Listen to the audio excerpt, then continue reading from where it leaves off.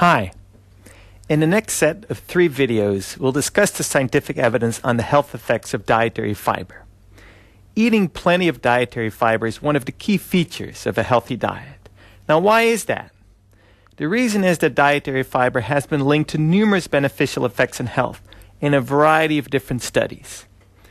Ecological studies performed a long time ago indicated that populations with a high fiber consumption have lower rates of various chronic diseases, including obesity, cardiovascular disease, and colon cancer, compared with populations with a low fiber intake.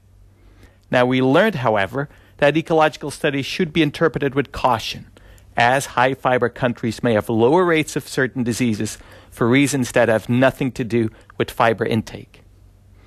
Now, over the past few decades, thousands of studies have examined the health effects of fiber in various contexts, ranging from weight management to gastrointestinal health to heart disease.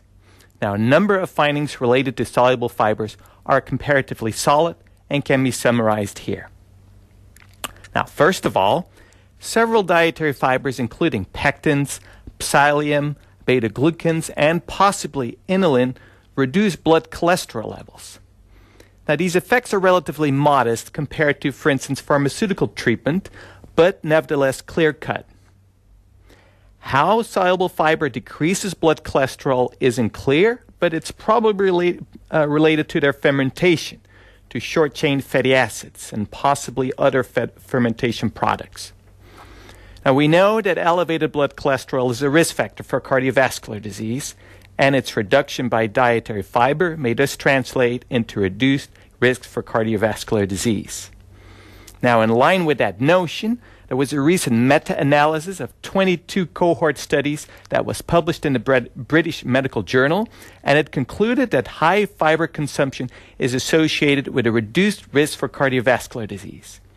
Now, what happens in a meta-analysis is that the findings of several independent studies are combined and reanalyzed. And the reduction in disease risk could happen via a reduction in cholesterol or possibly via other mechanisms. Now, second, cohort studies indicate that dietary fiber is protective against development of type 2 diabetes. A recent meta-analysis of randomized controlled trials found that increased fiber intake is also beneficial for patients that already have type 2 diabetes.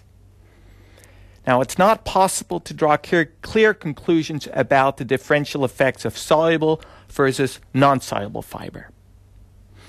Now, a potential mechanism that has been attributed to certain soluble fibers is the slowing down of glucose absorption.